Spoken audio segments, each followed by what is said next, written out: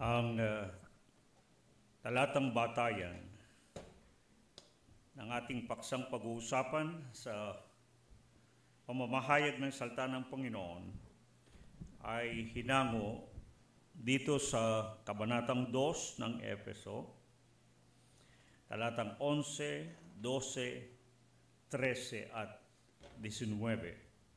Efeso, Kabanatang 2, talatang 11, 12, 13 at 19. Ganito po ang ating mababasa. Na kayo ng panahong yaon ay mga hiwalay kay Kristo.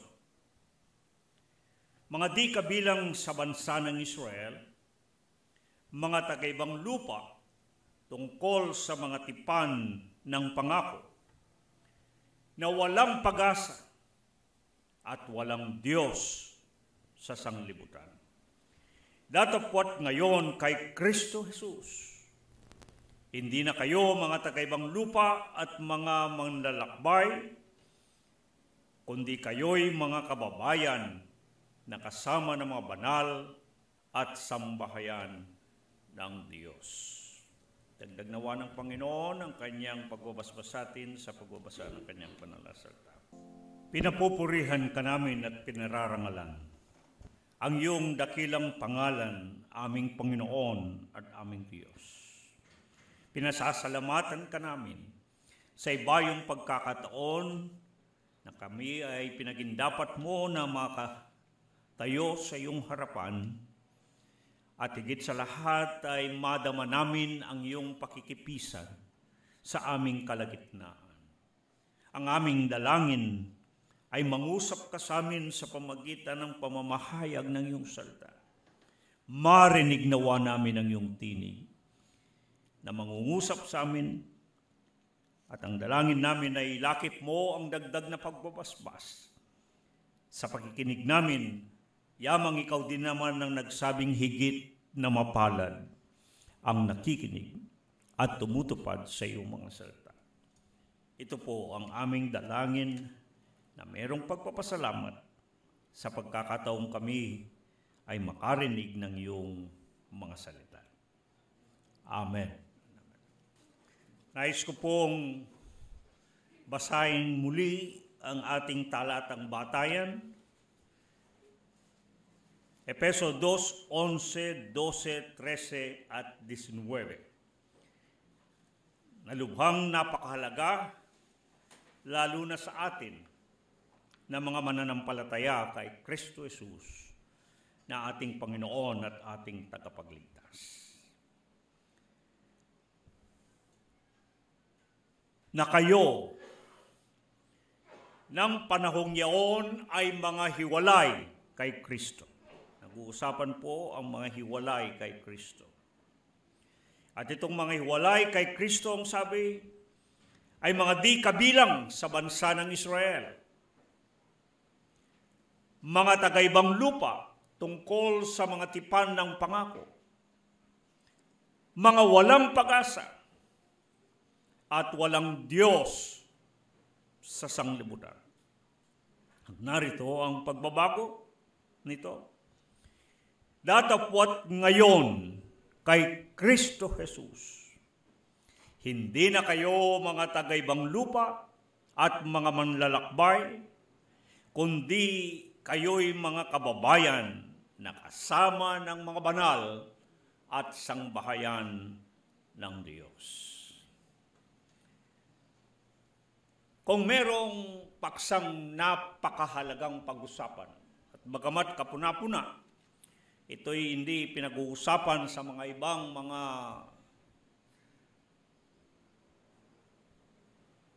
pagkakatipon, pagkakapisan, ay walang iba kundi ang paksang tipan, na dito sa atin sa kawan ng Panginoon ay ating lubhang pinangalagaan.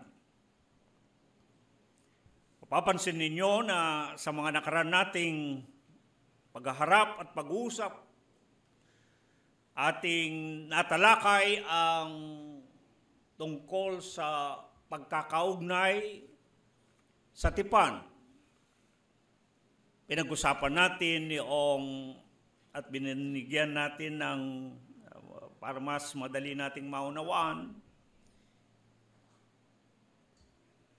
Inilatag natin sa 4 na salta, AKNP, ang kawan ng Panginoon, ngunit binigyan natin ng kahulugan, ang katipanan natin ay Panginoon.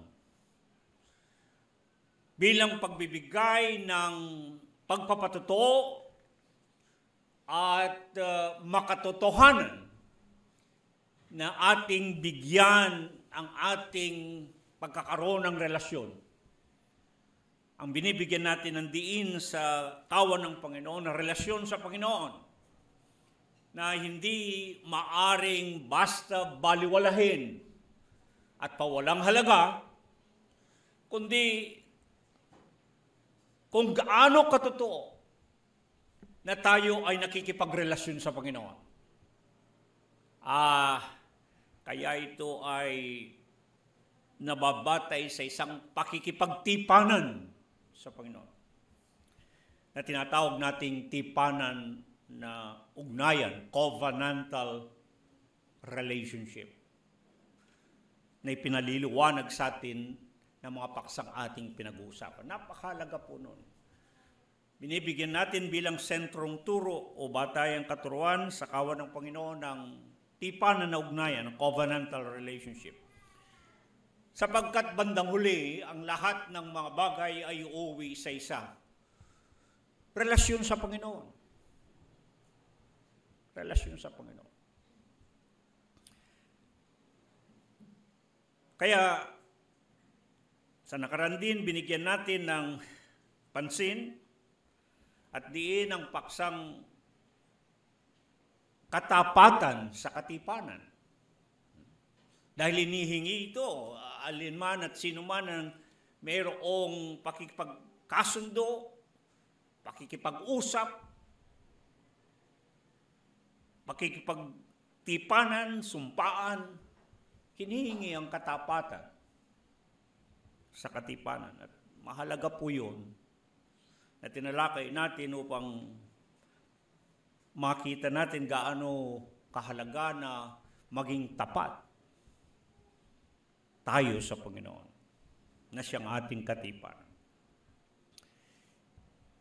Sapagkat minamahalaga natin ang paksang tipan sa Biblia. Hindi po kasi ito, paghahalata ninyo na hindi ito pinag-uusapan ng basta at ng mga ilang kahit ng mga iglesyang Kristiyano. Ngunit sa atin, binibigyan natin ng pansin na ang Biblia, itong Biblia na ating batayan at saligan ng ating pananampalataya. Kaya tayo ay nakahanay dun sa sinasabing sola escrituras, scriptures alone. Nababatay sa Biblia, Bible-based. Subalit, ang pagkakaiba ay yung tinitignan natin at inuunawa nating mabuti kung ano ang aklat na ito. Kung bakit ito hindi basta isang aklat na kagaya ng kung anumang mga aklat na naisulat. Tinitignan natin ng Biblia at pinangahawakan natin bilang isang aklat ng tipan. A book of covenant or a covenant book. At hindi yan pinapansin, bagamat napakadaling unawain na kaya nga naglalaman ito ng 2 tipan, lumang tipan at bagong tipan, na mas ibig nating tawaging unang tipan at ikalawang tipan. Pero hindi pinapansin yun, na ito isang tipan, pinakakasulatan ng pagtitipanan. Kung masusi na magsusuri, makikita natin na ang nilalaman sa kabuuan ng kasulatan bilang pinakakasulatan ng pagtitipanan ay walang iba kundi ang pag-uugnayan ng Panginoon at itong kanyang bayan. Napaka-gaan po nun na pag binasa ninyo sa kabuuan ang Biblia, para siyang pagsasalaysay ng pag-uugnay. Para itong tala na mababasa kung paano ang Panginoon nakitungo, kumatagpo at nakitungo sa isang bayan na bandang huli ay pinili na lahi at ginawang bayang hirang, chosen people. At sa atin, tinatawag din natin na people of the covenant o covenant people. Mga taong yaong hinirang bayan ng Diyos at maaring sabihin, bayan ng tipan. Kaya tayo dito sa kawan ng Panginoon, kung ang tipan ang pag-uusapan ng Biblia, naglalaman ng tipan, may 5 mahalagang paksa na ating sinusubaybayan. Una, ang tipan. Ikalawa, ang bayan ng tipan. At ikatlo, tipanan na ugnayan. Pang-apat, larawan ng ugnayan. At ikalima, makakamtan sa tipanan. Ating sinikap na himayin at suriin itong tipan na nilalaman ng kasulatan na mababasa sa Biblia. Bakit mahalaga ito? Anong kahalagaan ito? Ang ating paksa sa sandaling ito ay nandun ako sa ikalawang bagay na tinatalakay doon sa 5 na aking nabanggit. At ito yung bayan ng tipan. Kaligtasan ng katipanan. Ang ating aralin na pagkain sa pagkakataon ito ay pinamagatang bayan ng tipan, kaligtasan ng katipanan. Sa palagay po ba ninyo, walang kaugnayan ang tipan na pinag-uusapan natin sa kaligtasan ng sangkatauhan? Mangyari pag pinag-uusapan ang kaligtasan, ni hindi man nababanggit ang tipan. At yan ang ating ipaliliwanag sa ating paksang pinag-uusapan na bayan ng tipan, kaligtasan ng katipanan. Walang pag-aalinlangan ang totoong buong nilalaman ng kasulatan ay ang isinagawang pagtitipanan. Kaya may unang tipan. Ang unang tipan ay pakikipagtipan sa kinatipan na ginawang pinili nga ang isang lahi. At ang ikalawang tipan ay pakikipagtipan sa kinatipan. Sa pagkakataong ito, isinali ang ibang lahi. Kaya napakagandang pag-usapan ng Biblia sa kabuuan. Hindi yung pira-piraso at dampot-dampot lamang dito at doon. Kundi tignan natin bilang isang kabuuan ang kanyang kalamnan para makita natin ang buong plano ng Diyos, yung nilayon ng Panginoon, lalo na sa kaligtasan ng sangkatauhan. Mangyari po kung dampot-dampot lang ng talata dito at doon, ay nagkakaroon ng kalituhan at kung minsan ay kung ano lang ang gustong lumitaw ang ginagawa ng mga nagtuturo ng Biblia.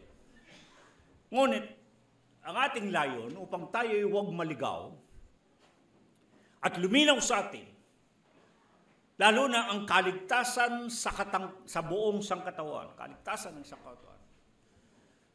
Tingnan natin na napakalaki ng kinalaman ng tipan ng Diyos na matatalos nating ipinakipagtipan niya.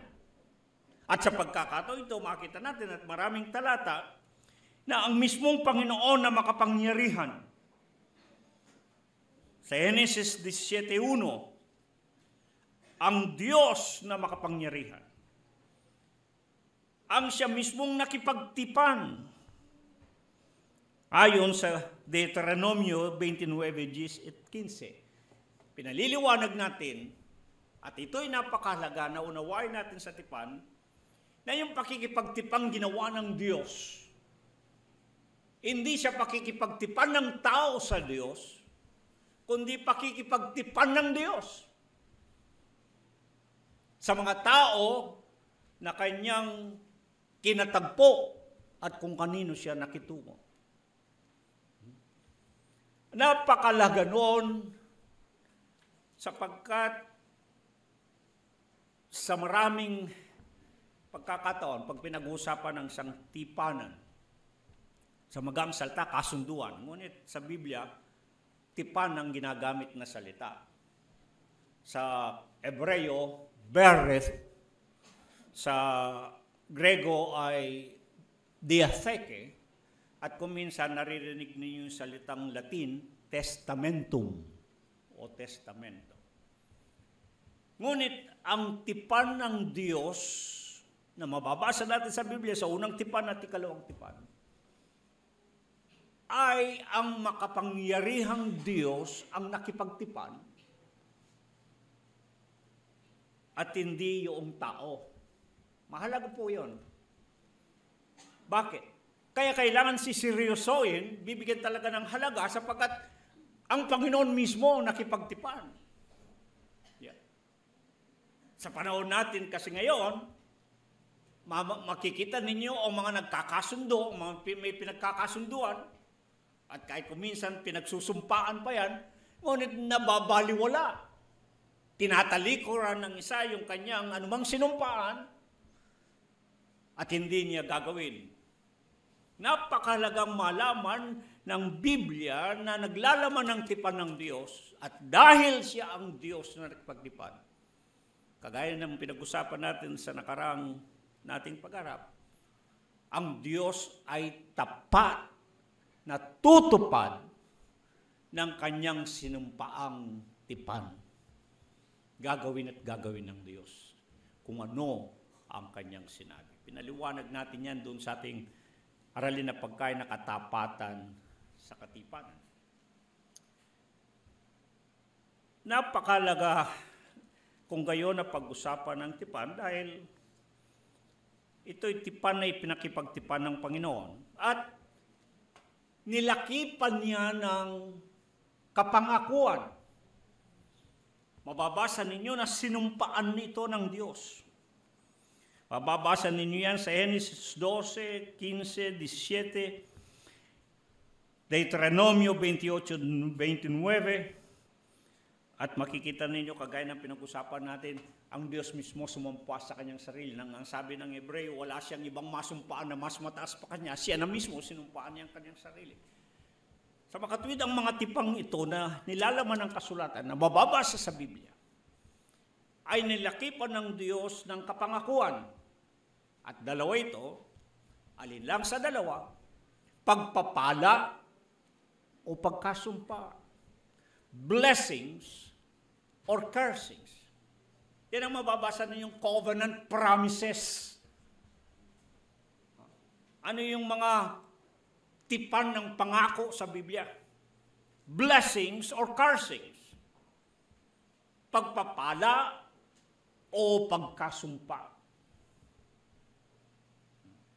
Kaya minsan sinabi ko, marami nagbabasa sa Biblia, dadampot-dampot lang ng talata. Lalo na yung magandang talata.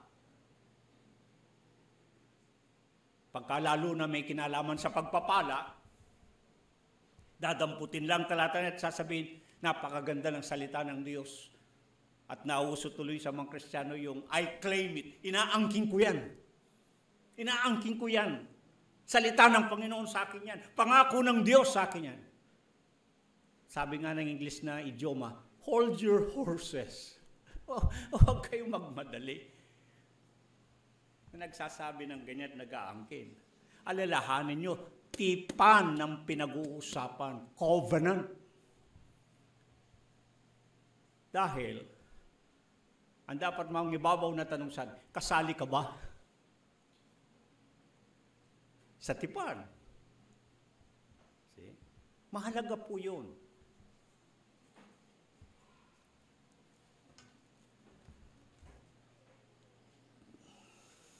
Ikaw bang kinatipan ng Panginoon? Kasama ka ba sa mga kinatipan? Walang pagkakaiba yan palagi kung idinadaan sa mababaw na paglalarawan o paghahalimbawa. Sa anumang, kung ang tipan, para maging magang usapin sa atin, gumamit tayo sandali ng mga salita, kasunduan, halimbawa, testamento, yung huling abilin, alam natin, last will and testament. Yun na lang gamitin na. Agreement sa English. Contract. Palagi may dalawang nag-uusap na nagkakasundo. May pinag-uusapan at pinagsusumpaan. At alam natin, kung hindi ka kasali doon, wala kang anumang pakinabang. Di ba? Sa deed of sale, nagkasundo sila sa isang kasulatan ng kasunduan na nagbebenta at bumibili ng lupa. Ano man ang kalalabasan ng kanilang kasunduan, hindi ka kasali roon. May mapapakinabangan ka ba? Wala. Kontrata. Contract of work, ng kontrata ng paggawa. Mayroong nagpapagawa at mayroong gumagawa. May magpapasweldo at mayroong susweldo. Hindi naman ikaw ang kausap doon sa kontrata ng paggawa. Makikinabang ka ba? Kahit na isang sentimo doon sa sweldo? Hindi ka kasali. Napakagaan po. Testamento, yung huling abilin, alam natin. Merong naghahabilin ng kanyang yaman o mga riyariyan. Alam natin, kung hindi ka kaano-ano, hindi ka kamag-anakan, kahit na sa ating batas, hindi ka nangangahulugang makakatanggap ng anong pinamamana. Hindi ka tagapagmana sa magang salita. Mga kapatid, ang mga mababasa ninyo sa Biblia, naglalaman ng tipan ng Diyos.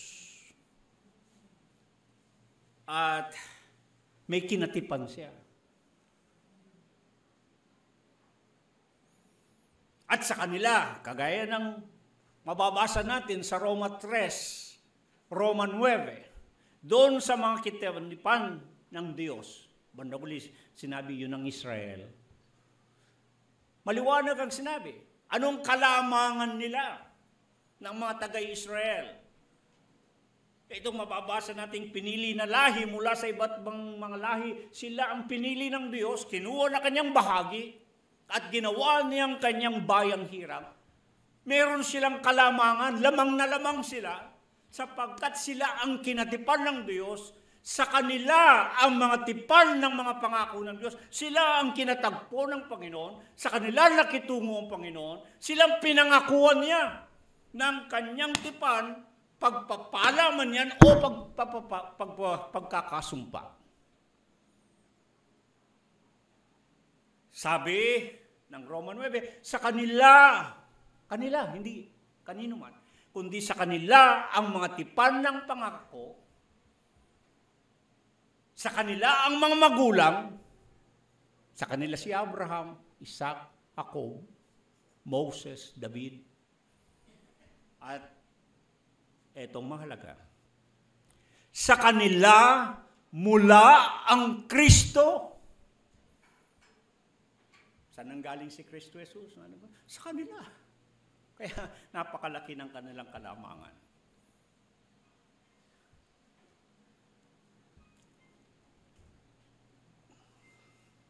Kaya mahalaga, mga kapatid, dalawang bagay ang ating mapapansin sa pakikipagtipan ng Diyos. Una, yung kanyang tipan ay pinakipagtipan, ang Diyos mismo nakipagtipan. Di ba pinaalala ko yung kagaya ng, hindi kasi ang tipan ng Diyos sa Biblia, hindi siya kagaya ng mga pangkaraniwang ginagawang kasunduan o sumpaan noong unang panahon. Noong unang panahon, dalawang magkapantay ang nag-uusap at nagkakasundo. Yung tinatawag minsan sa Ingles, sa panahon natin, bilateral agreement. Ibig sabihin yung dalawang nagkakasundo, pantay. Halimbawa, yung nagbebenta at bumibili, pantay sila. Pero ang Biblia ay hindi ganon. Ang tipan na mababasa niyo sa Biblia ay suzerain at vassal.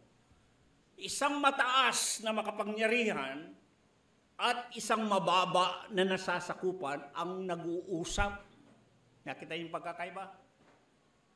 Hindi siya tipan na yung nagkakasundo, magkapantay, kundi ang Diyos na makapangyarihan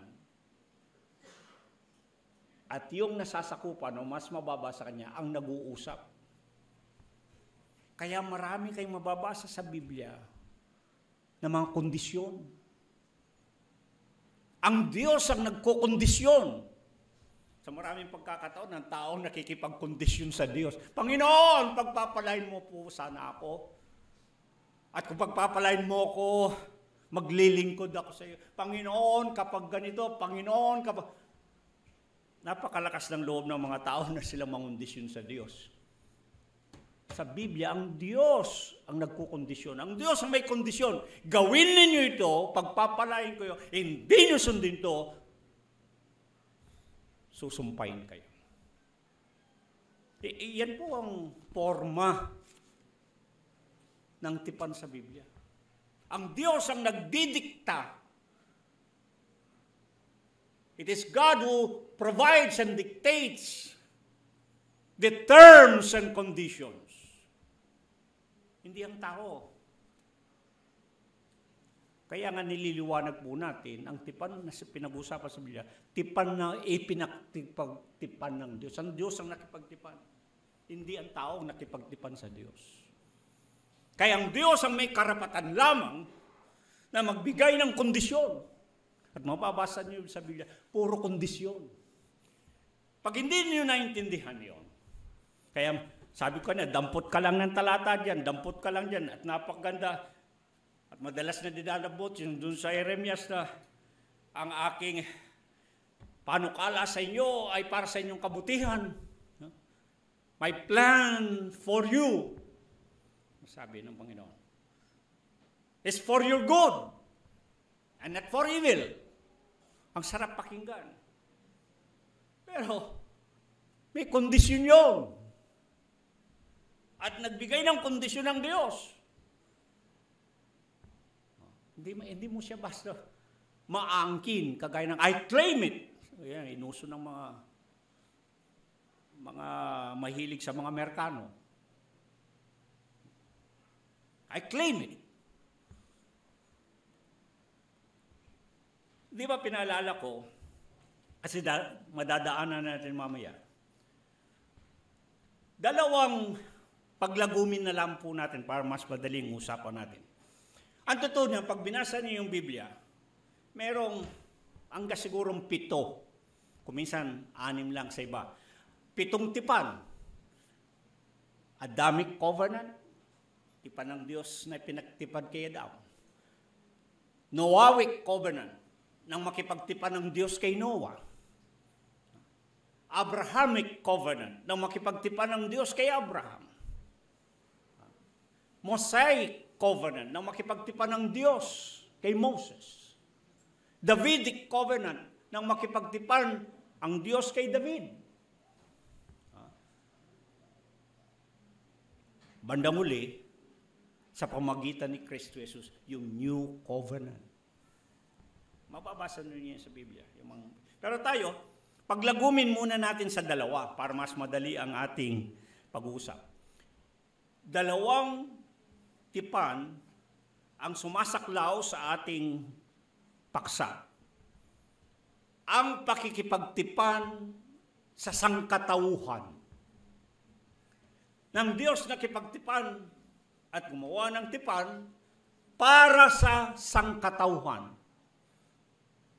At ito yung pakipagtipan kay Adam at bandang uli kay Noe. Kasi kahit na hindi na natin pag-usapan siguro malawig yan, maintindihan na natin. Ang Diyos, nilalang niya yung tao, at sa pasimula ay meron silang magandang pag-uugnayan. Mababasa nga ninyo na parang kung inyong gagamitin ang inyong paglalarawan, para bagang doon sa halamanan ng Eden, kung saan nilagay ang tao na nilalang ng Diyos, ay para bagang ang Diyos palaging dumadalaw tuwing umaga, nakikipagtagpo sa taong kanyang nilalang. Parang gano'n ang inyong makikitang paglalarawan. Sa ibang banda, ang ibig sabihin, maganda yung kanilang pag-uunawaan, maganda yung pag-uugnayan. Datapwat, alam natin ang nangyari. Nakagawa sila ng pagkakasala. Yung pagkakasalang yun ang naghiwalay ng pag-uugnay ng Diyos at ng taong kanyang nilalang. At mula doon, lumaganap ang kasalanan. Kaya ang sabi ni Pablo sa Roma 5, sa pamagitan ng isang tao, dumating ang kasalanan at lumaganap ang kasalanan at ang lahat ay naging makasalanan. Kuminsan din natin maintindihan bakit ganoon eh. Si Adam ang nagkasala. Mga kapatid, yung pangalang Adam sa Hebreo, dalawang ibig sabihin. Adama, lupa. Di ba galing siya sa lupa? Kaya Adam, Adama. Pero ang ibig din sabihin ng salitang Adam, sangkatauhan, humanity. Yun ang ibig sabihin ng salitang Adam. Kaya, parang pinaiksi na lang, yung sangkatauhan ng tinutukoy na nagkasala. Dumami ng dumami. Alos makakalahati na ninyo ang ilang kapitulo ng Genesis. Dumami ng dumami ang tao. Kumalat ng kumalat sa balat ng lupa. Subalit sumama ng sumama. Dahil nga lumaganap ang kasalanan, kumalat pati lahat ng tao na dumami ng dumami sa balat ng lupa. Sumama ng sumama hanggang ang Diyos, ang sabi. Ay hindi na nagustuhan ang kanyang nakikitang kasama ng tao. Kaya pinarusahan ang sangkatauhan. Alam na natin ang istorya niyan, ang baha. Delubyo universal, ang sabi sa Kastila. Yung nilubog ang buong lupa at nilipol ng Diyos ang lahat. Maliban kay Noe at ang kanyang mga anak. At gumawa ang Diyos ng pakikipagtipan kay Noe na hindi na niya palulubugin ang lupa, kaya naglagay ng rainbow. Bahagari. Pero mga kapatid, huwag niyong kalimutan. Ang tipan ng Diyos ang sabi, hindi na palulubugin ang lupa sa pamagitan ng tubig. Ngunit kung kayo ay malayong umusad sa sinasabi ng Biblia bandang huli, lalo na makikita ninyo yan sa unang Pedro 3:20, ikalawang Pedro 2:5, muling gugunawin ng mundo. Ngunit hindi na sa pamagitan ng tubig, sa pamagitan na ng apoy. Nakita niyo yung tipan ng Diyos. Hindi na niya gugunawin ang mundo sa pamagitan ng tubig, ng baha. Kaya naglagay ng bahagari. Paalala na hindi nalulubog ang mundo. Pero Sabi ko nga, kung umusod kayo ng malayo, sa katapusan ng mga panahon, meron pa rin paggunaw ng mundo. Hindi na nga lang ng baha, ng tubig, kundi ng apoy. Kaya di ba mainit-init ng panahon? Nag-iba ng klima ng panahon. Hindi natin alam kung may kinalaman yan. Kasunod na tipan na ating tatalakayin at yung mas titingnan natin, ang pakikipagtipan sa sambahayan. Sa pagkakataong ito, pumili ang Diyos ng kanyang kinatagpo at pinakitunguhan, isang nangangalang Abraham. Dati ang pangalan ay Abram, pero ginawang Abraham, yan mababasa ninyo sa Genesis 12, Genesis 17, at masusunod pang mga kabadata, na ibig sabihin ng salitang Abraham ay ama ng mga bansa. So makita ninyo, parang ang plano ng Diyos, nangyari, pagkatapos ng kanyang pakikipagtipanan sa sangkatauhan, at sabihin natin, pagkatapos niyang lipulin yan, bandang uli, sa lahat ng mga bansa, namili na lang ang Diyos. At sa isang tao, itong si Abraham, na magiging ama ng mga bansa, ibig sabihin, darami siya. Yan ang pangaayan ng tipan ng Diyos, pararamihin kita. At itong magandang bagay, mayroong pangako doon ng paniniguro, maliban kay Abraham at ang kanyang magiging lahi, sinabi, at pagpapalain kita, pararamihin kita, at mapapagpala ang mga ibang bansa dahil sa iyo. Doon pa lang, mga kapatid, may pinangako ng Diyos na pati ang mga iba ay pagpapalain ng Diyos. Kaya ang kasunod na tipan ay tipan ng Diyos sa isang sambahayan. At yan, pag sasamahin na lang natin, ang tipan kay Abraham, bandang uli yan ay tinuloy kay Isaac at kay Jacob. Ang tipan kay Abraham, ang tipan kay Moses, ang tipan kay David, at ang huli, ang tipan sa pamagitan ni Kristo Jesus na ating Panginoon at tagapagligtas. Kaya sabi ko kanina, pag pinag-uusapan na limbawa ang kaligtasan ng sangkatauhan, hindi pinag-uusapan ng tipan. Wala kayong naririnig sa mga nangangaral tungkol sa kaligtasan, wala silang binabanggit na tipan. Subalit makikita ninyo, ang kaligtasan, ang kanyang batayan, ang kanyang saligan, ay ang tipan ng Diyos. Mula kay, at ito ang mga tipan na ating bibigyan ng din. Ang tipan kay Abraham, ang tipan kay Moses, ang tipan kay David, at bandang uli, ang tipan sa pamagitan ni Kristo Jesus na ating Panginoon. Nagtipanan si Abraham. Ang Diyos kay Abraham nakipagtipan. Pinaliwanag ko na nung nakaraan, anong nangyari ng Diyos sa magpagtipanan kay Abraham? Di ba nung nagpadala ang Diyos ng mga hihiwain na mga hayop? Kasi po nung unang panahon, para magtipanan, ang mga nagtitipanan, may hinihiwa silang hayop. Kaya sa English, makikita niyo yung diferensya ng mga salita, pagkakaiba. Ang pagsasagawa ng mga pagtitipanan noong unang panahon, hindi siya making of the covenant. Sinasagawa, hindi. Kundi cutting the covenant. Sa Hebreo, karat bereth. May hinihiwa silang hayop, kaya ang pagtitipanan ay paghihiwa, ang ibig sabihin. May hinihiwa silang hayop, dadanak ang dugo dyan.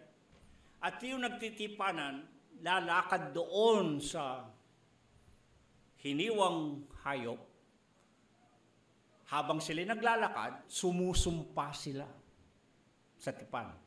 At ang sinusumpa nila ito, "Huwag nawang mangyari sa akin na ako'y mamamatay na kagaya ng hayop na ito kapag hindi ko natupad ang tipan." Kaya ganun po kaseryoso ang tipan at antipanan. At gusto kong yan ay manuot sa ating mga isipan. Kung kinikilala natin ang ating pakikipagrelasyon sa Panginoon ay isang tipanan na ugnayan, napakaseryoso sapagkat buhay ang itinataya. Kaya yung nagsusumpahan, doon sa hinating hayop, pinatay yun, ang sabi niya, "Huwag ang nawang mangyaring mamamatay akong kagaya ng hiniwang hayop na ito kung hindi ko matutupad ang aking tipan o ang aking sumpa." Kaya mga kapatid, hindi biro-biro ang makipagtipan sa Panginoon. Buhay ang ating itinataya. Kaya, bigyan natin ng pagpapahalaga ang sumpaan sa Panginoon natin kung tayo'y meron kayong pakikipag-ugnayan sa Panginoon. Nangyari kay Abraham, nang oras na sila'y kailangan, ang Diyos at ang Abraham ay lalakad dun sa hiniwa, ganun kasi ang paraan ng pagtitipan. Pinatulog si Abraham. Di ba? Pinatulog si Abraham. Nakatulog.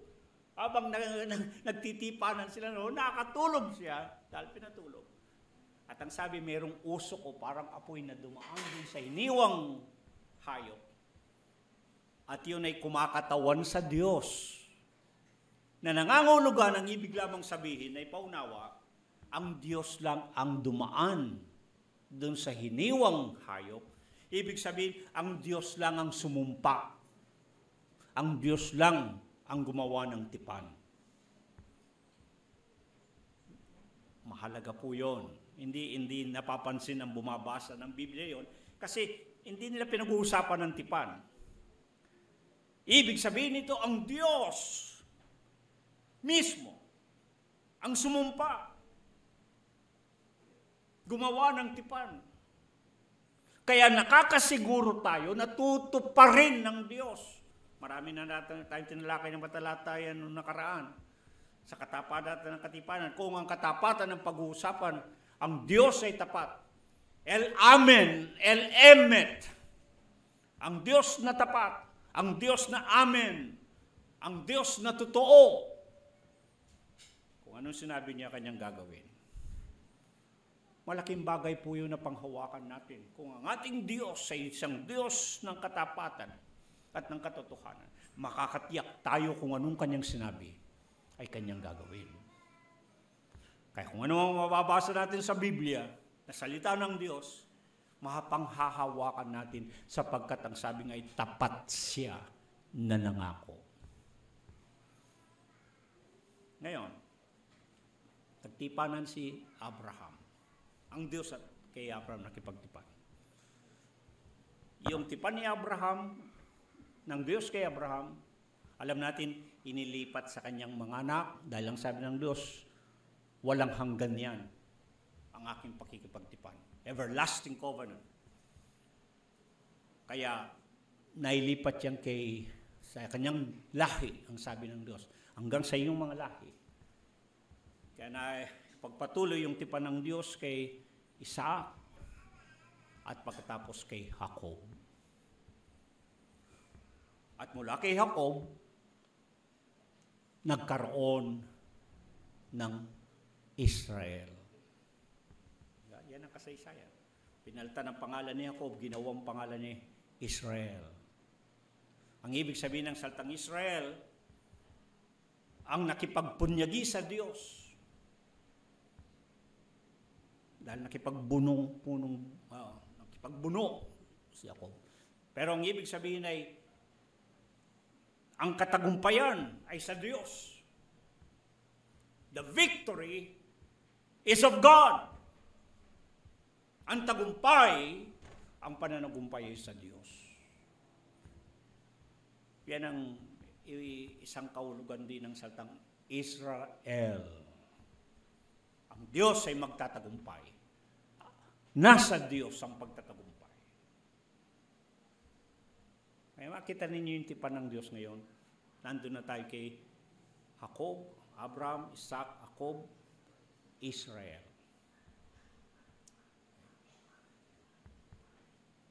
Kapag hindi mo papansinin to, at yan nagkakaroon ng kalituan marami, mahalaga na inuugat natin ang pananampalatayang Kristiyano sa Israel. Dahil sa unang banda, ang mga tipan at mga pangako ay sa Israel. Silang kinatagpo ng Diyos. Wala po tayong magagawa doon. Sa kanila nakitungo ang Panginoon.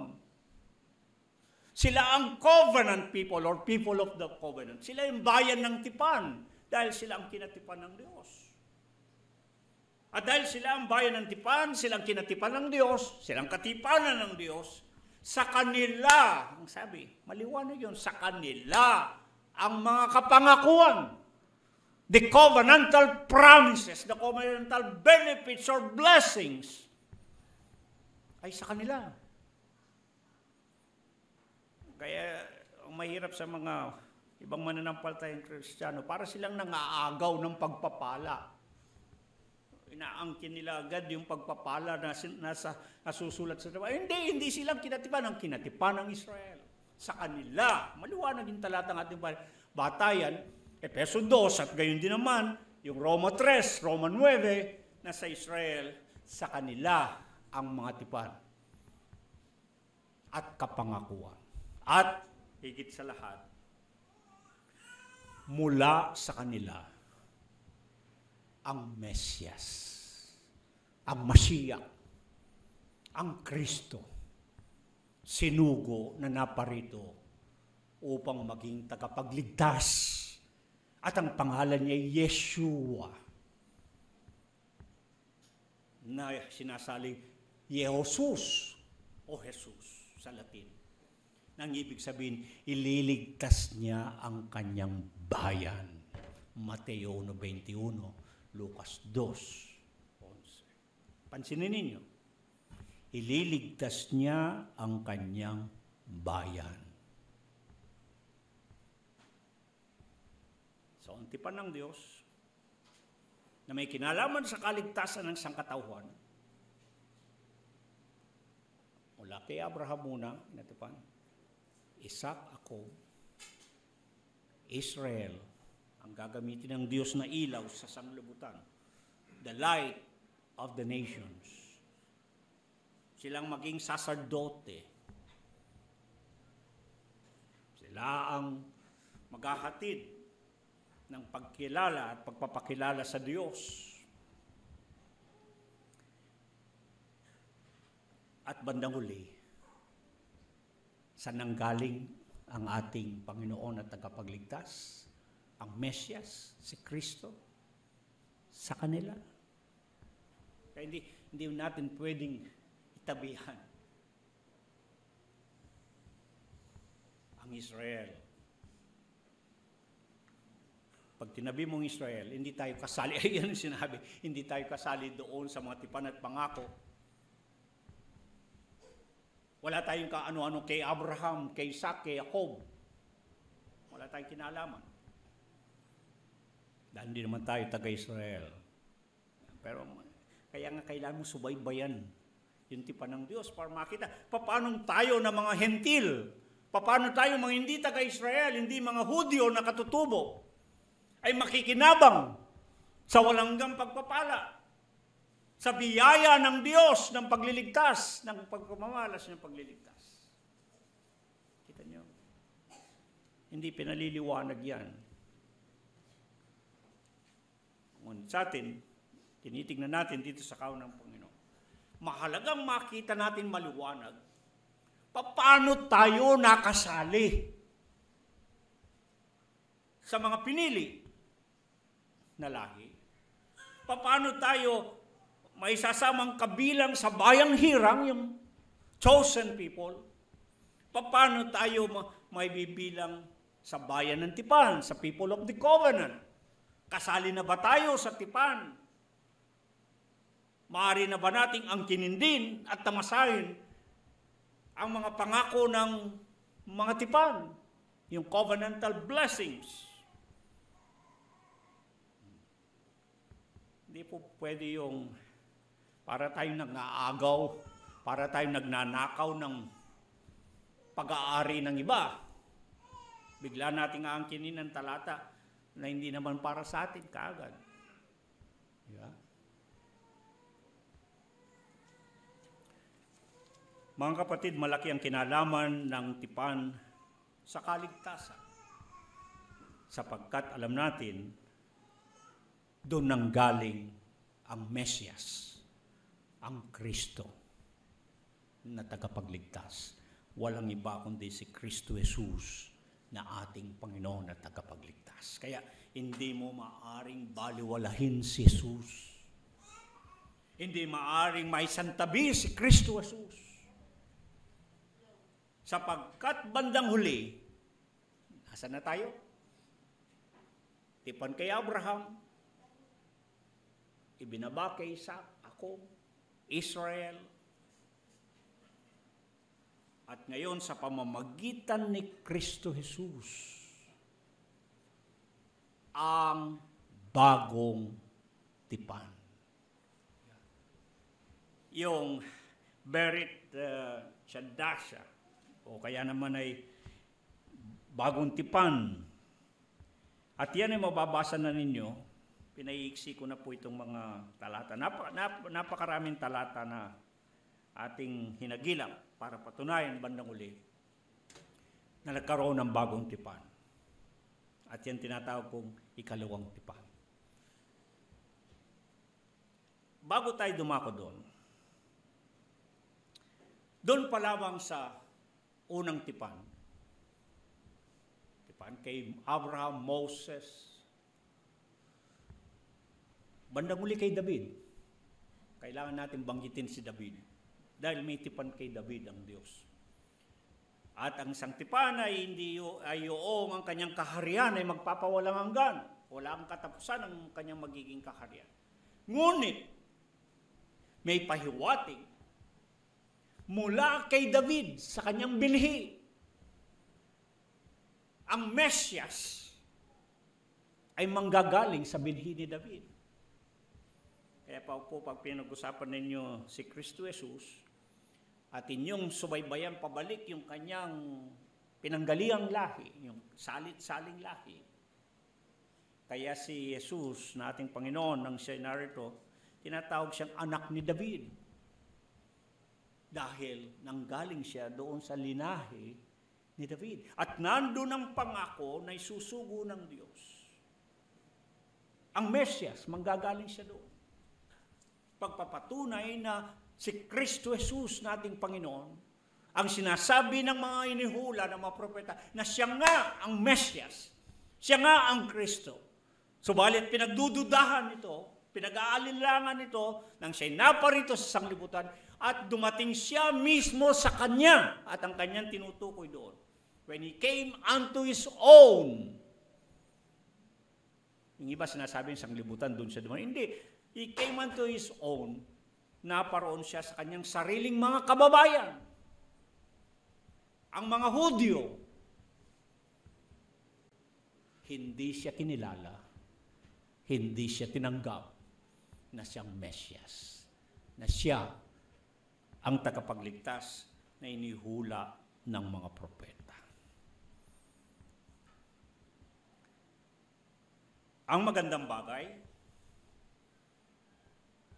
na nangyari sa bagong tipan, kung yung unang tipan ay ipinamagitan kay Moses, sa pagkakataong ito, ang bagong tipan, ipinamagitan sa mamagitan ni Kristo Jesus. Kaya sa Hebreo 6 at Hebreo 9, o Hebreo 8, Hebreo 9, si Kristo Jesus ang tagapamagitan ng bagong tipan. Walang ibang tagapamagitan sa Diyos at tao, sabi nga ni Pablo sa 2 Timoteo, kumaliban lamang si Kristo Jesus. Napakalaga po yun sa pananampalatayang Kristiyano. Bilang mga Kristiyano, tayo nananampalataya na tanging si Jesus lamang ang tagapamagitan. Walang iba sa Diyos at tao. At maging dito sa bagong tipan na ginawa, siya lang, sa pamamagitan lamang niya, maaari tayong mapabilang o mapasailalim ng bagong tipan. Noong si Moses, sabi ng paliwanag ng Hebreo 8, Hebreo 9, yung paggawa ng tipanan noon may halong dugo. Kaya si Moses, na makipagtipanan sila sa Diyos, ang Diyos makipagtipanan sa kanila, nagwisik ng dugo. Dugo ng hayop. Kasi kasala, yun ang pagpapatunay, yun ang pagpapatibay. Walang pinagkaiba yan sa tinatawag na blood compact. Hindi ba? Yung mga sinaunang tradisyon ng pagsusumpaan, pinaghahalo ang kanilang dugo, iniinom. Ibig sabihin, kadugo ka niya, kadugo mo siya, kaparty mo siya, kaparty ka niya. Isang buhay na kayo. Kaya may dugo. Yun ang seremonya para pagpapatunay. Dugo ng hayop ang ginagamit ng panahon ni Moses. Winisik ang dugo. Ngunit sa pagkakataong ito, sa Hebreo 8 at Hebreo 9, gayon din sa Hebreo 13, dugo ni Kristo ang pinagtibay ng bagong tipan. Kaya pag tuwing tayo ay dudulog sa dulang ng Panginoon, inaalala natin ang sinabi ng Panginoon, ito ang aking dugo, ang saro, ang dugo ng bagong tipan.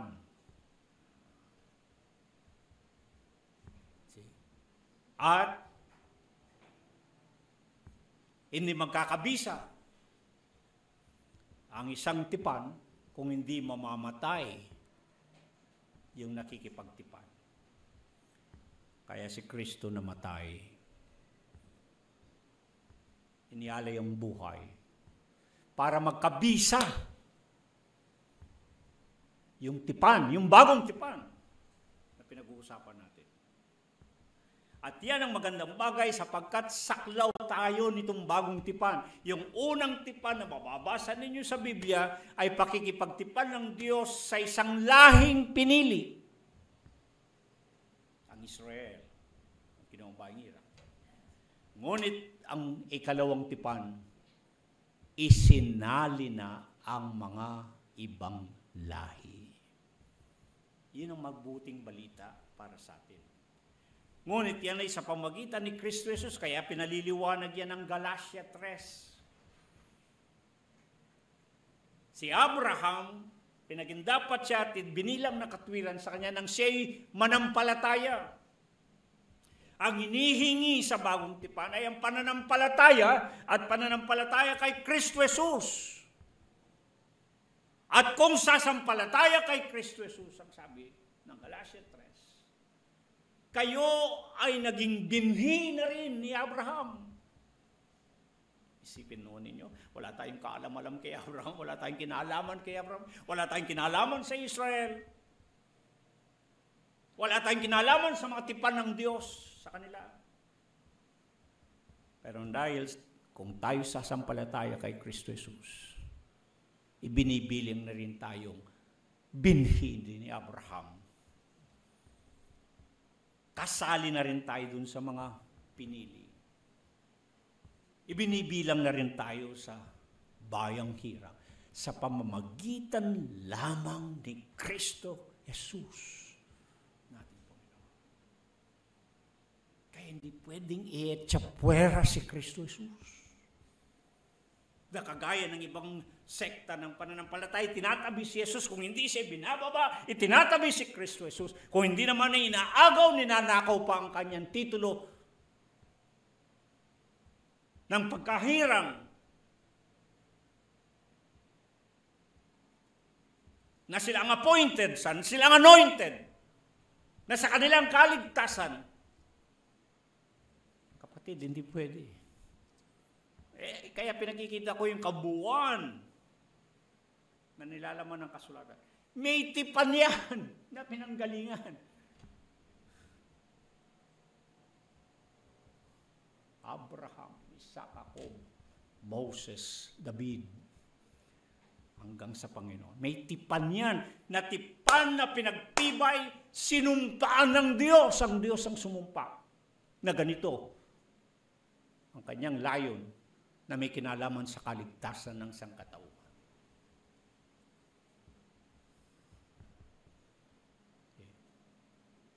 Maraming minamalit si Kristo. Napakababa ang tingin nila sa kanila. Isang propeta lang. Isang tao lang. Merong nagsasantabi kay Kristo na para, pwede ka rin ka muna. May gumigit na, may kumukuha ng kanyang lugar, ng kanyang pwesto.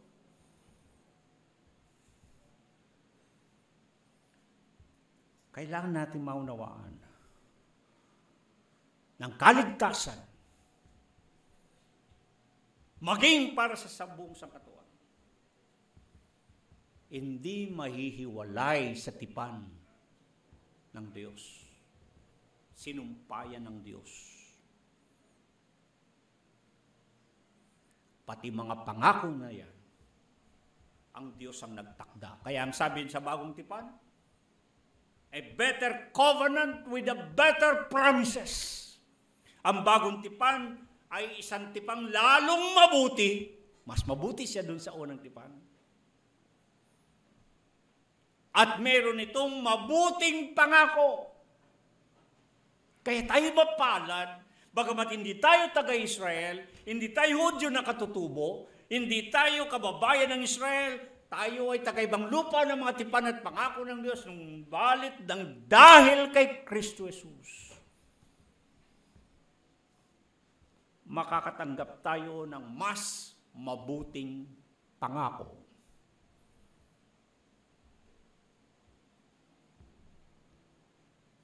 Kaya anong sabi ng ating talata? Nabata yan. Sa Efeso 2. 11, 12, 13, 19.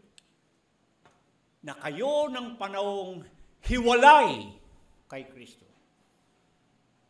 Chloris, sa wikang Grego, ibig sabihin, kung wala kayong kaugnayan kay Kristo, nating Panginoon, wala kayong relasyon kay Kristo Jesus.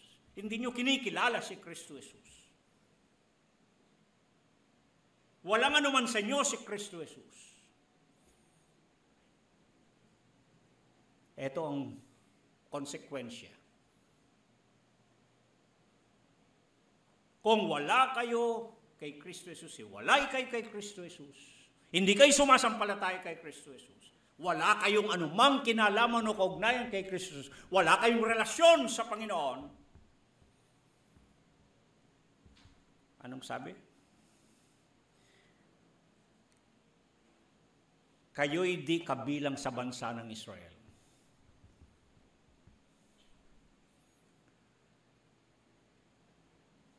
Taga-ibang lupa kayo sa mga tipan ng mga pangako. Ibig sabihin, wala kayong kinalaman diyan. Hindi kayo kasali sa mga tipan ng Diyos. At wala kayong pag-asa. Ibig sabihin ng walang pag-asa doon, wala kayong aasahan sa mga tipan at mga pangako. Hindi nga kayo kasali. Bakit kayo aasa? At paano kayo makakaasa kung wala kayo kay Kristo Jesus? Kung wala kayong kinalaman at relasyon. At bandang uli, hindi lamang kayo hindi makakaasa ng mga pinangako ng Diyos, mga pangako ng paniniguro. Dinugtong pa rin. Wala kayong Diyos. Bakit sinabing wala kayong Diyos? Kung wala kayo kay Kristo Jesus, bakit sinabing wala kayong Diyos sa sanglibutan? Kaya po mapapansin ninyo, paulit-ulit sa Biblia. Natatandaan ko yan Kasi nung kami mga bata, pag manalangin yung mga matatanda, ang bungad ng panalangin nila ay, O Diyos, Diyos ni Abraham, Diyos ni Isaac, Diyos ni Jacob, Diyos ni Moses. Napansin ba niyo? Sa Biblia, inulit-ulit yan. Ang Diyos na mababasa ninyo sa Biblia ay palaging sinasabing ang Diyos ni Abraham, Diyos ni Isaac, Diyos ni Jacob, Diyos ni Moses, Diyos ng mga magulang, Diyos ng Israel. Anong ibig sabihin? Mga kapatid, napapansin ba ninyo? Diyos siya ni Abraham. Baka hindi mo siya Diyos. Diyos siya ni Isaac, Diyos siya ni Jacob, Diyos siya ng Israel. Ang Diyos ng Biblia na mababasa niyo sa Biblia ay Diyos ng Israel. Hindi kayo kababayan ng Israel. Hindi niyo Diyos ang Diyos ng Biblia. Hindi niyo Diyos ang Diyos ni Abraham. Hindi niyo maaring angkinin ng Diyos na mababasa sa Biblia sapagkat Diyos siya ni Isaac, ni Jacob, Moses. Maliban na lamang, maging kababayan kayo ng Israel. Maliban na lamang makakasali kayo sa mga pinili na lahi. Maliban na lamang na kayo ay makasali isamang kabilang sa bayang Hirang at lalo tigit sa bayan ng Tipan, yung covenant people. At ito'y pinangyari at mangyayari sa pamagitan ni Kristo Jesus nang binago ang Tipan. Salamat sa Diyos. Binago niya ang Tipan. Kaya ang sabi ni Propeta Jeremias diyan, Propeta Ezekiel, anong sabi? Ako'y muling makikipagtipan sa Diyos. Babaguhin ko ang tipan. Ang sabi naman ng Hebreo diyan, 8:9, niluma yung una dahil nakasumpong ng kakulangan. Paano nangyari yun? Katipanan nila ang Diyos. Itong bayan ng Panginoon, katipanan nila ang Diyos. Ang Diyos nakipagtipan sila. Sinira nila ang tipan ng Diyos. Hindi ko nababanggit, napakarami pong talata dyan. Pag binasa ninyong lahat ng mga talata, lalo na sa mga propeta, Isaias, Jeremias, Ezekiel, Oseas, Amos, halos lahat ng mga propeta, pati si David sa kanyang mga awit, palaging binabanggit ang pagkakasira ng tipan. Sinira nila ang tipan ng Diyos, itong Israel.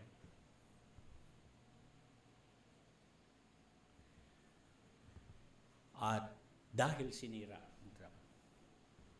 ang Diyos, hindi pwedeng sumira dahil siya ang sumumpa. Kaya palagi nabanggit ko sa inyo yung Kabanatang 77 at 78 ng mga awit nung nakaraan. Napakaganda ng pagkakasulat sapagkat ginamit yung salitang kay dalas-dalas. Kay dalas-dalas ng bayan ng Diyos ay magkasala. Kay dalas-dalas na sila matigas ng ulo. Kay dalas-dalas na talikuran nilang Panginoon. Kay dalas-dalas, kay dalas-dalas, kay dalas-dalas. Nilang gumawa ng masama. Ngunit hindi sila malipol kaagad ng Diyos.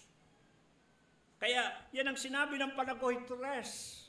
Doon sinabi, nang dahil sa ang katapatan ng Diyos ay dakila, for great is His faithfulness, and His mercies endureth forever.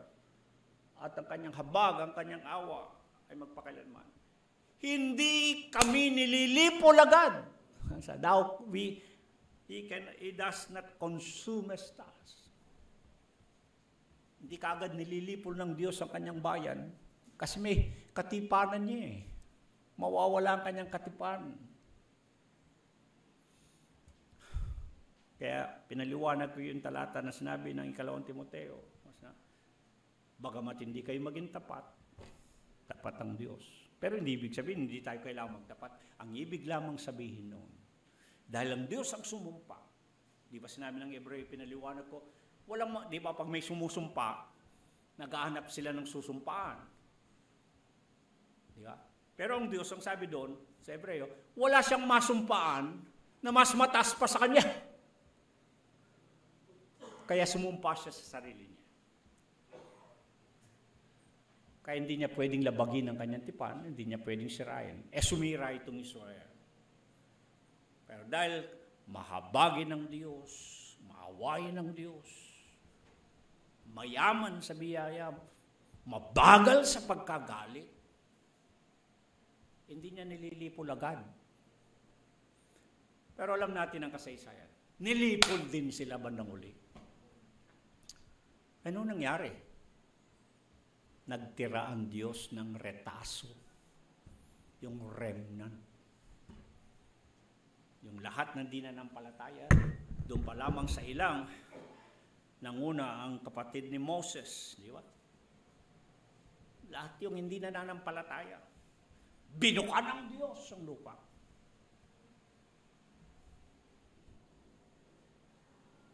Nilamon lahat yung mga di mananampalataya. Nawalan silang pananampalataya eh. Di na nila kinikilala ang Diyos. Nakalimutan nila na may tipan ang Diyos sa kanila. Napipigilan lang ang Diyos na di kaagad magpakawala ng bangis ng kanyang galit. Kapag pinapaalala sa Diyos, Panginoon, aming Diyos, huwag mong kalimutan, alalahanin mo ang tipan mo kay Abraham na aming ama. Medyo, parang ang Diyos ay napipigilan dahil pinapaalala yung tipan na ginawa niya sa kanilang amang si Abraham, Isaac, Jacob.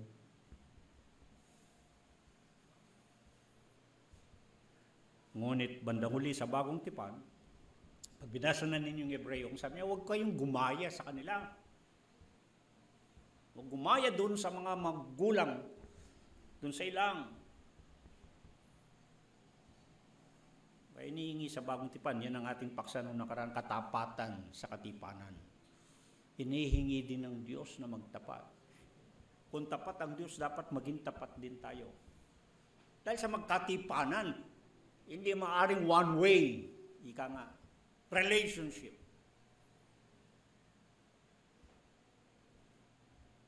Gusto natin ang Diyos tapat. Gusto natin ang Diyos maging tapat sa atin. Kung gusto natin ang Diyos magpala sa atin, tayo naman, ayaw naman natin na magtapat sa Diyos.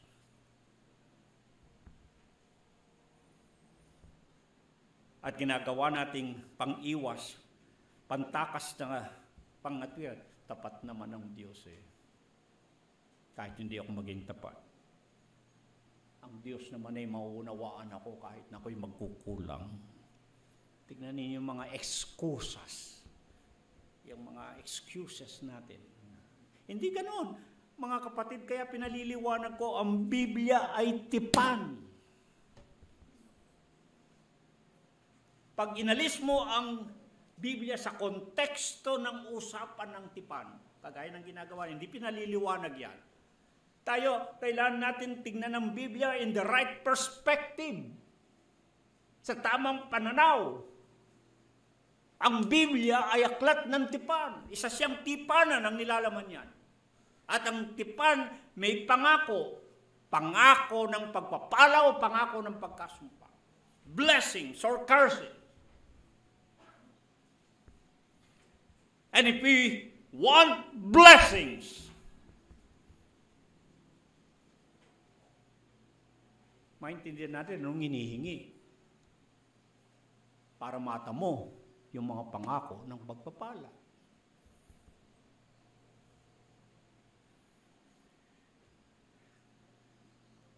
Galatia 3 ang magandang balita. Pag sumampalataya ka kay Kristo Jesus, kinilala mo siya bilang siyang Mesyas, ang Kristo. Sabi ng 1:6, maliban doon, walang ibang paraan. Except ye believe that Christ is the Messiah. That Jesus is the Messiah. Yeshua HaMashiach. Jesus Christos. Pag di mo siya kinikilalang ganun, hindi ka magiging binhi ni Abraham. at hindi mo matatamo ang pangako. Kasi ang sabi dyan sa Galatia 3, nang sumampalataya ka kay Kristo Jesus, naging binhi ka na rin ni Abraham at tagapagmana ng mga pangako. Tagapagmana ka na rin ng mga pangako. Yung mga tipan ng pangako ng Diyos kay Abraham, Isaac, Jacob, na pagpapalain ko kayo, sabi ng Diyos. Sa Israel, pamamagitan ni Moses at ni David, at ngayon kay Kristo Jesus, tagapagmana na rin kayo ng mga pangako ng Diyos.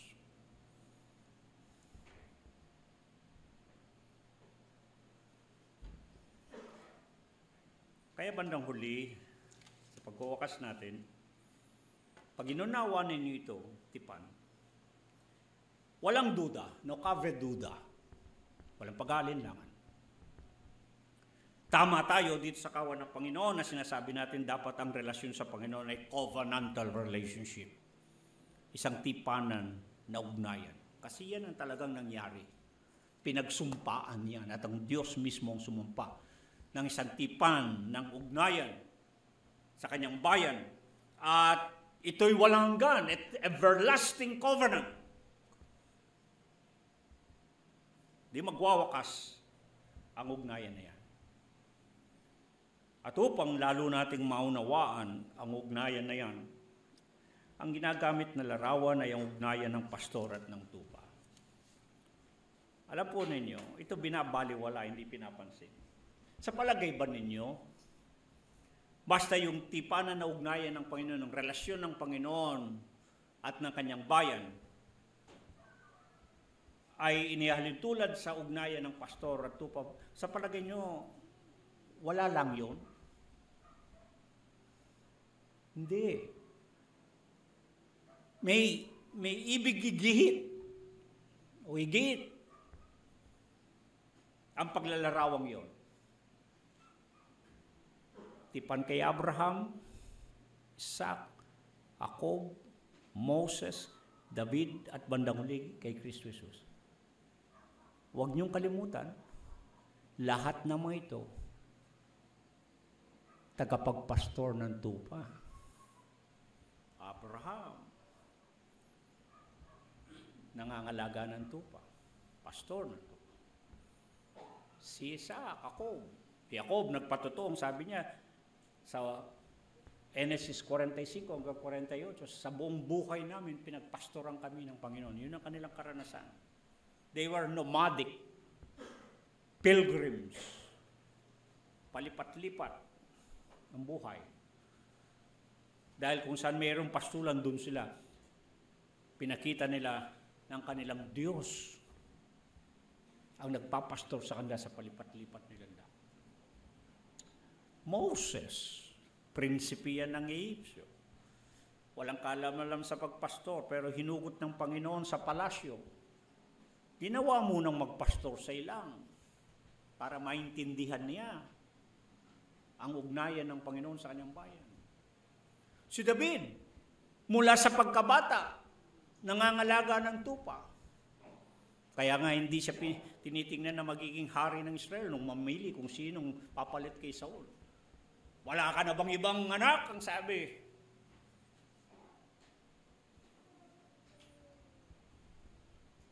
Sabi, meron doon sa ilang. Pero bata lang, nagpapastor lang, di ba? Pero sabi ng Biblia, hinugot ng Diyos mula sa kawan ng mga tupa, naging pinakadakilang hari ng Israel. Bandang huli, anong sinabi ng propeta? Ang mga lengguwahe na ginamit sa pagsisira ng tipan, mga lengguwahe ng pagpapastor. Mababasa ninyo yan sa maraming lahat ng mga propeta, basahin ninyo. Isa ang lengguwahe, Isaias, Ezekiel, Jeremias, Amos at palaging sinasabi nila, anong ginamit nilang mga salita? Nang sinira nila ang tipan ng Diyos, ang Israel. Ang mga ginamit na salita ito, nang sila'y mga busog sa kanilang pastulan, iniwan nila ang kanilang Diyos. naging tupang ligaw sila. Pinangalat sila, kagaya ng mga tupang nangangalat. Yan mga salitang mababasa nyo sa mga propeta. Sinugatan sila, nilamon sila ng mga oso, ng mga leon. Ibig sabihin, kinugkob sila ng mga bansa na mas malakas sa kanila. Nakita nyo, puro mga panghahayupan yung mga salita. Pinagwatak-watak sila. Pinangalat. Kaya ang pangako ng Diyos nang babaguhin niyang tipan sa Ezekiel, Jeremias 23, Ezekiel 34, ang sabi niya, ako ang Panginoong Diyos, aking hahanapin ng aking mga tupa. Ililigtas ko ang aking kawan. At babaguhin ko ang tipan upang ako ang kanilang maging Diyos na kanilang Panginoon. At sila ang aking magiging bayan. Kaya madalas nating nababanggit. Mas madalas na tawagin at banggitin yung ang bayan ng Diyos bilang kawan, ang kawan ng Panginoon. Jeremias 13, 11, 17. Ezekiel 34. At pinakita ko na sa inyo, halos buong Genesis hanggang Apokalipsis, yung pagpapastor ng Panginoon, ang inyong mababasa, at ang pagiging mga tupa ng kanyang kawan, yung kanyang bayan. Napakaraming talata niya. Bakit doon iniyan tulad ng Panginoon ang ugnayan niya? Magaan yung paglalarawan ng isang tipanan na ugnayan. Dahil ang pastor at tupa hindi naghihiwalay. Ganon din ang Panginoon at ang mga kanya. Hindi niya hihiwalayan. Hindi niya pababayaan. Bandang huli, ang pangako ng paninigurong yan, ang pagpapamalas ng kaligtasan na yan sa pamagitan ni Kristo Jesus, ang sabi ng Hebreo 13:20, ang dugo nung Pangulong Pastor, si Kristo Jesus, ang banal niyang dugo, ang pinagtibay.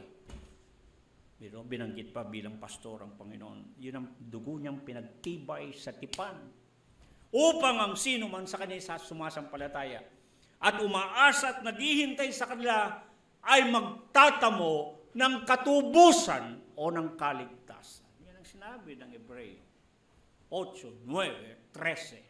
Basahin ninyo, napakaliwanag. At maging sa huling pagbabalik, babalik siya para sa mga kanya. Unang Pedro 5:4. Babalik sa muling pagpapakita ng Pangulong Pastor. At kapag luluklok siya sa kanyang luklukan ng kanyang kalwalatian, Mateo 25, pagbubukdin niya ang mga tao, wika at bansa, ang mga tupa mula sa mga kambing o hindi tupa. Hindi ba? At sasabihin doon sa mga tupa, kayo na mga pinagpala, samantalang doon sa mga hindi tupa, mga kambing, kayong mga sinumpa. Pagpapala o pagkasumpa. Sa mga pinagpala, manahin ninyo yung kaharian na inihanda sa inyo. Sa mga sinumpa, pumaroon kayo sa kaparusahang walang. Mga kapatid, ang kaligtasan ay para sa mga katipanan ng Panginoon. Mayroon pa bang maliwanag sa pangako ng paniniguro ng Panginoon ng katiyakan ng kaligtasan bilang isang pastor ng kanyang mga tupa? Wala nang mas maliwanag pa sa 1 Gs. 14, 16, 26, 28 ngayon. Yun kasing ipinangakong Mesyas na tagapagligtas na darating sapagkat yung kinatipan na bayan parang nangalat na mga kawan, mga tupang nangawala. Ang inihula ng mga propeta ay darating ang magpapastor sa Israel. Basahin yung Mika 5, ang Mateo 2, kaya nung sinilang siya, ang sabi, sinilang ang pagiging pastor ng Israel. Bandang huli, ang katuparan nang tumindig siya sa kalagitnaan ng kanyang bayan at ang sabi niya ay, ako ang mabuting pastor. Bago niya sinabi yon, pinatanaw. Kaya makita niyo, ang ganda ng pagkakasulat. Hindi mo mapag-iwalay ang unang tipan sa ikalimang tipan, ang lumang tipan, bagong tipan. Nagwakas ang lumang tipan ng Biblia sa isang larawan, kung inyong matanaw sa inyong isipan, na sila'y parang mga tub ng sinira nilang tipan, nangawalay sila, nangaiwalay sa Panginoon, gumala sila, sabi ni Propeta Jeremias, masinibig nila ang paggala, naging malikot, makati ang kanilang mga paa. Sabi ni Isaias, nangawala silang gaya ng mga tupa. Sabi ni Ezekiel na propeta, hinilihis sila ng kanilang manlandas. Nagkawat-akwatak ang aking kawan, ang sabi ng Panginoon. Kaya babaguhin ko yung tipan. Ako na Panginoon, pipisanin kong muli ang aking kawan. Ililigtas ko ang aking kawan. Sabi ng Jeremias, gayon din. At sinabi ng mga propeta, darating ang magpapastor ng Israel. Sa Mikas 2. Natupad yan sa Mateo 2. Mikas 5 at Mateo 2. Doon nagsara ang lumang tipan. Sa madilim na tanawin, na nangalat ang bayan ng Diyos, ang kanyang kawan nabihag. Ang sabi nga ni Jeremias, ang kawan ng Panginoon ay nabihag at umiiyak si Jeremias. Ngunit may pangakong iniwan, magpapadala ng magpapastor sa kanyang bayan. Pagbukas lang ninyo ng ikalawang tipan, anong bubungad sa inyo? Sa unang kabanata pa lang ng Mateo 1:21, ang sabi, sinilang ang isang pastor ng Israel. Katuparan ng Mikas 5. Umusog kayo ng konti, anong sabi? Sa Mateo 9, karugtong ng makulimlim na tanawin na nangangalat ang Israel, ang tupa ng Diyos, mga tupa ng kawan ng Panginoon. Mateo 9, pinakita ang tanawin, nangangalat sila. Ang karamihan na parang mga tupang walang pastor sa Mateo 9. At sa kalagitnaan, biglang tumindig ang nagsabing, at tumupad ng mga hula, ako ang mabuting pastor. Nakikilala ko ang mga akin at ang mga akin ay nakikilala nila.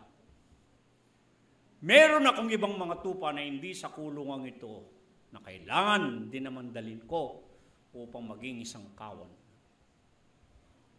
Datapot hindi kayo nagsasampalataya sapagkat hindi kayo sa aking mga tupa.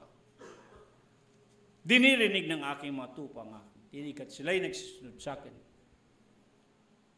Binibigyan ko ang aking mga tupa ng buhay na walang gan.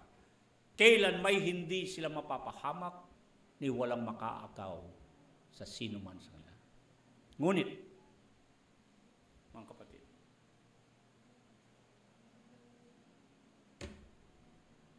ang pagparito ng ating Panginoon. Naparito siya upang hanapin at nawala ang mga tupang nawawala sa Israel. Inamin mismo yan ng Panginoon na sinugo siya sa mga nawawalang tupa ng Israel. Dahil yun ang kailangan upang matupad ang sinabi ng mga iniula ng mga propeta na darating ang Mesyas ang magpapastor sa Israel. Kaya nang dumating ang Panginoon, sinilang siya bilang pastor ng Israel, ang hinanap niya ang matupa ng Israel na nangawawala.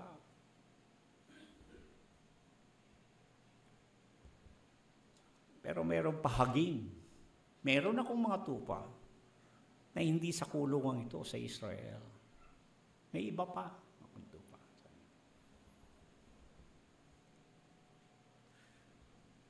Ang mga lagad na sinugo niya, huwag kayong pupunta saan man, kundi ang hanapin nyo ang mga nawawalang tupa ng Israel.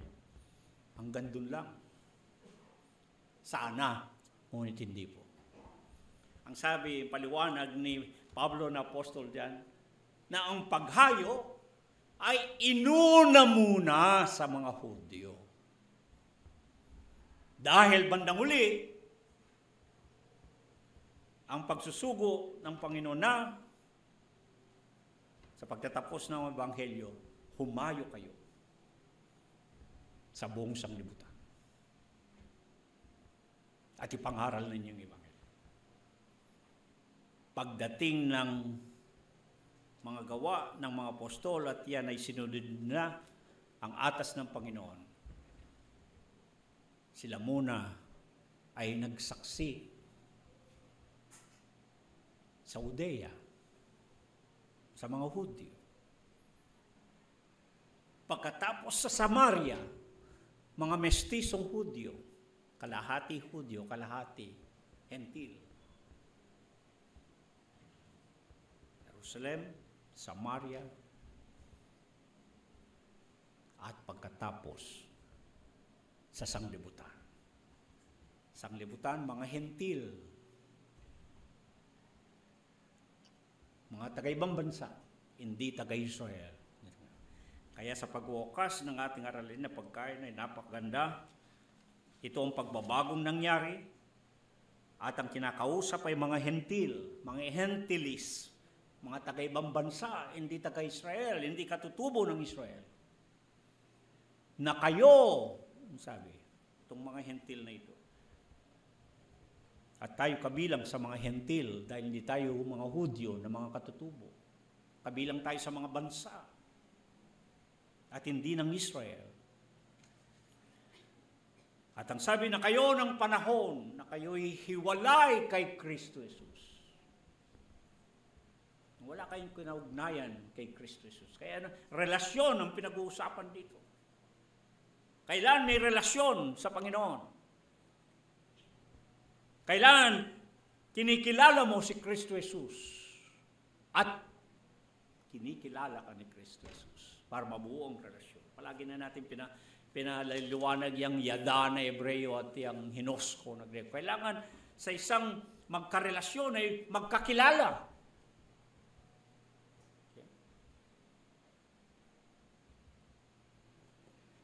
Kailangan buo ang relasyon na yun. At ang sabi ng kayo'y hiwalay, walang relasyon kay Kristo Jesus nating Panginoon. Hindi kayo kababayan ng Israel. Tagabanglupa kayo sa mga pangako. Wala kayong pag-asa, wala kayong aasahan sa mga yan. Wala kayong Diyos sa sanglibutan. Datapwat ngayon kay Kristo Jesus. Yun ang malaking pagbabago. Datapwat ngayon kay Kristo Jesus.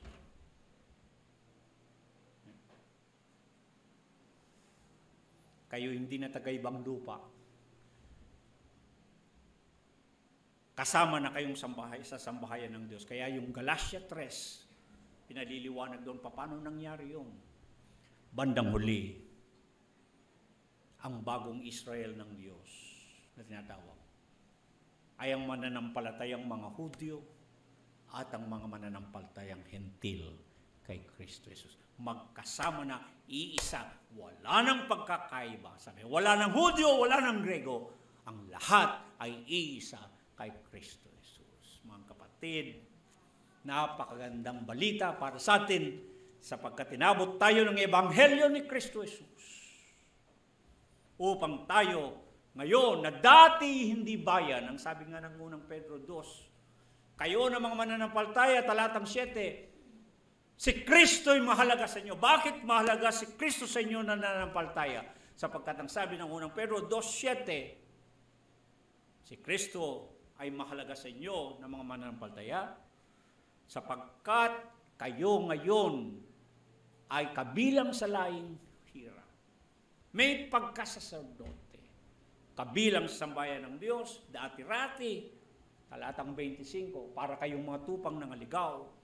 Ngunit ngayon, ay kabilang kayo, unang Pedro 5:4, sa kawan ng Diyos.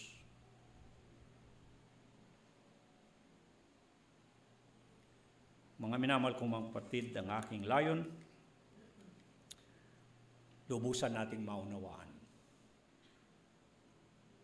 ang kaligtasan na ating mamanahin, na ating tatamasahin.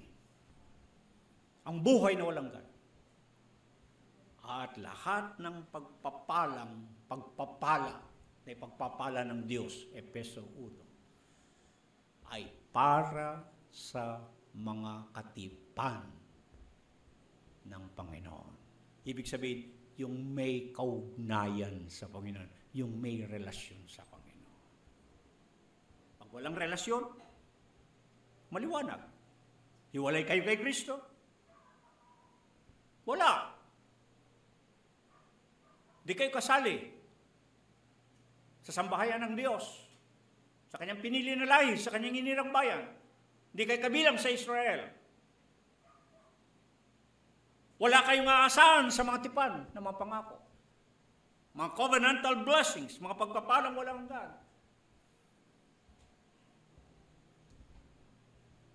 At wala kayong Diyos.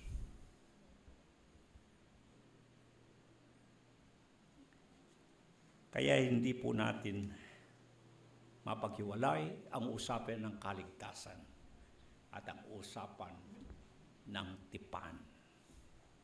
Sa maiksing sandali, kung titignan ninyo, para na natin pinag-usapan ang buong Biblia. Ang unang tipan, pinili ang isang lahi. Ikalawang tipan, isinali ang ibang lahi. Ang aklat ng tipan na ito, anuman ang nakasulat diyan sa aklat na yan, maaangkin mo lamang kung naunawaan mo paano ka naisali sa bayan ng tipan na pinangakuan ng mga tipan ng pangako. Tulungan nawa tayo ng Panginoon. Nalubusan nating maunawaan sa kabuuan ang itinakda ng Diyos at isinagawa niyang panukala niya para sa pagliligtas, pagpamamalas ng pagliligtas sa buong sangkatauhan. Tayo po ay yumuko at manlangin.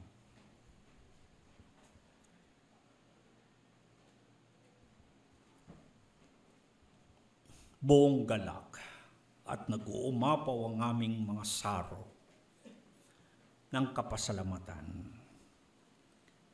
sa mabiyayang pagkakataon na ipinagkaloob mo sa amin, Panginoon,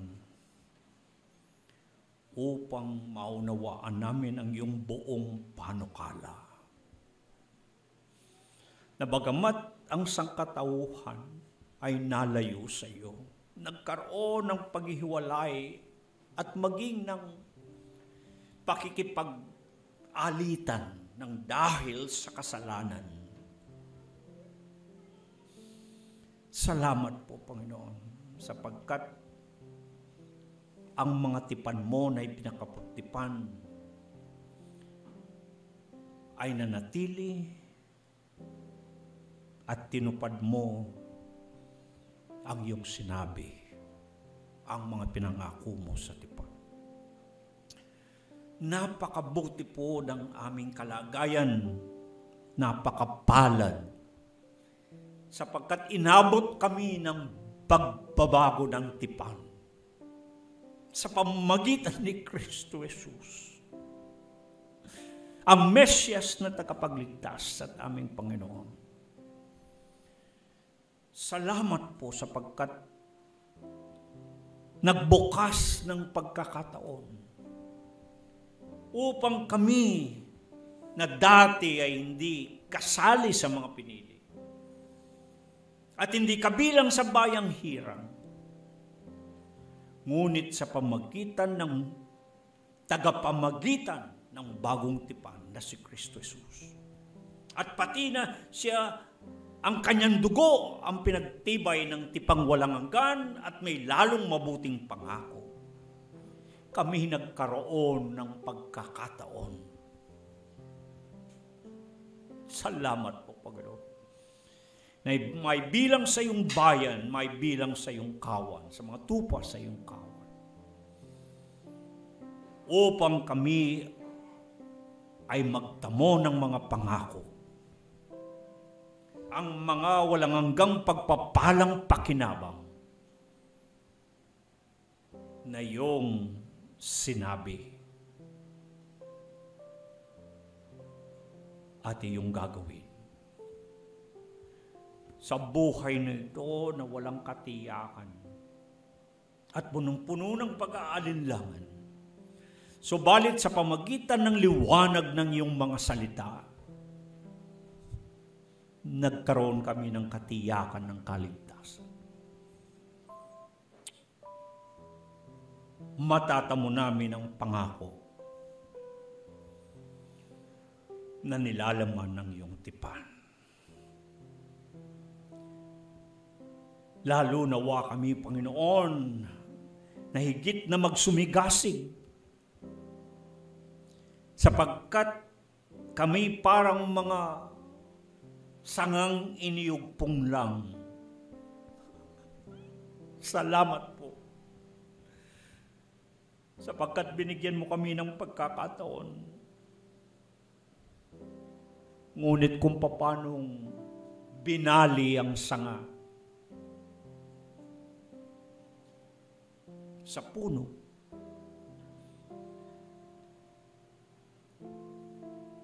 wag nawa kami, Panginoon, matulad sa kanila. Nawa sa aming pakikipagrelasyon sa iyo, Panginoon, ang katapatan sa tipan ay mangyari nawang may sa katuparan namin.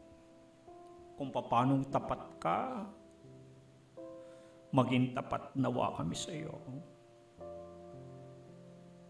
At manatili kaming kabahagi mo. Sapagkat sinabi mo, ang sino mang nananatili sa akin, ako'y nananatili sa kanila. Panginoon, huwag mo po kaming pabayaang mawalay sa iyo sa pagkakaunay. Ibigin mo po kami ay manatiling kabahagi mo,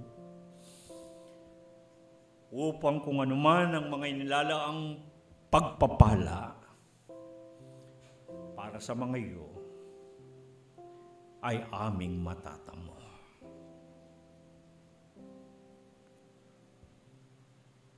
Pinasasalamatan ka namin sa mabiyayang pagkakataon na kami ay makinig ng iyong mga salita at maliwanagan kami ng tanglaw ng iyong mga salita. Ito po ang aming dalangin may pagpapasalamat. Amen.